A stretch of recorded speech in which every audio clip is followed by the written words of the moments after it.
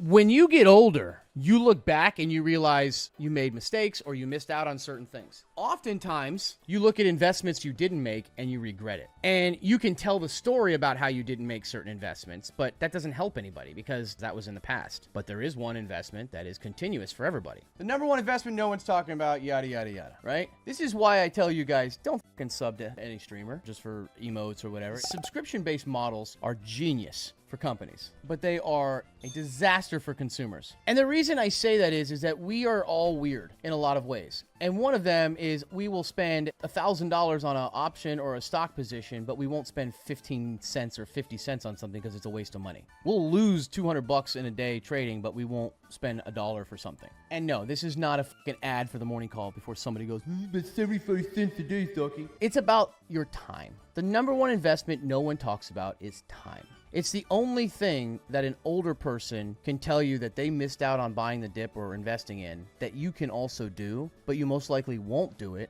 And then when it's too late, you'll hopefully try to pass it on to the next person, the younger person, and the cycle will continue. But every now and then, someone will figure it out. You can get money back, you can work harder, you can't get your time back, right? The reason that I'm bringing this up is because of these ad-based things, right? So if, for example, a streaming service, a movie service or whatever, charges you $7.99 per month per ad-based tier and $11.99 per month for no ad. Now, before anybody says it, yes, I know there's probably someone out there who's living paycheck to paycheck but needs to not break down with their mental health. And that $4 makes a big difference. I'm not talking about that one person. Anecdote Andy, okay? We're doing this because we're saving money. Like, it's just a couple ads. I'll just get up and go get something to drink during that time or go to the bathroom or whatever. You think that there's going to be one ad every hour. No. It's not like that. So now I want you to think about how you value yourself. You know how we've talked a lot about how people who post pictures of themselves in private jets and stuff are usually not wealthy people? Unless they're renting it, they're rich but not wealthy, or their wealth comes from a lifestyle brand where they have to sell things to people or sell an image to people, then it doesn't matter. 95% of people who fly in private jets, you never know about it because it's about the ROI on their time.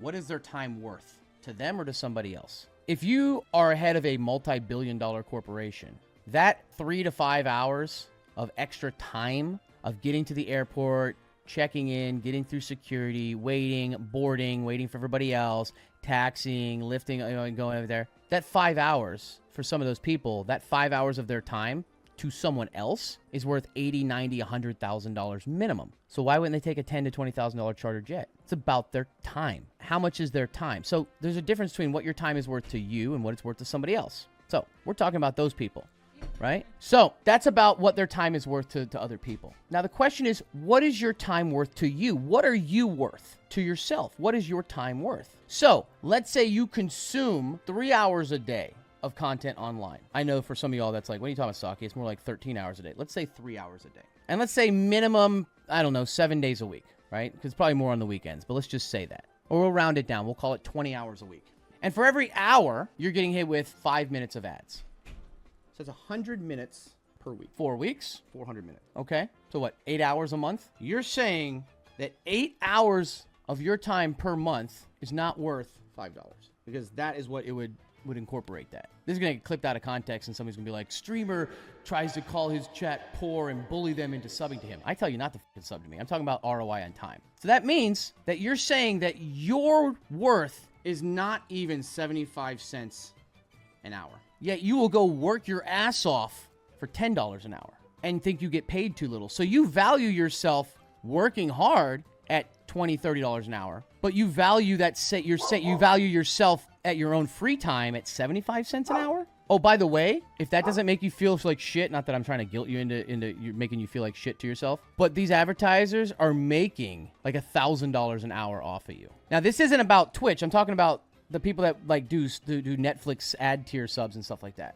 Because the reason I'm full circle here is because it turned out that 1 million people signed up for the ad tier. So a lot of people undervalue themselves. Now, I know there's obviously, like I said, there's examples out there, but we do this because we get this thing where it's like, oh, I'm not paying the man. I'm not giving these companies my money. More people are making money off of you and it's costing them nothing because you're not paying for that extra $3 or $4. So if anything, you want to stick it to the man, you pay for the ad-free version, right? Because at $4 per month, and let's say you watch like 30 hours or 50 hours or 100 hours, you're bleeding them dry compared to what they would be making off of you otherwise. And so when I look at this and I say 1 million people signed up for this, I'm thinking to myself, did they really, is that really how they value themselves? And I'm going to give you a personal example of this because my wife just walked out of the room. My daughter doesn't watch, we don't let her watch a lot of TV or stuff like that. She doesn't really like it either. She likes to play outside and have a good time with building stuff and playing with stuff. But we let her watch about an hour a night. She's addicted to that Diana Roma show, which good for those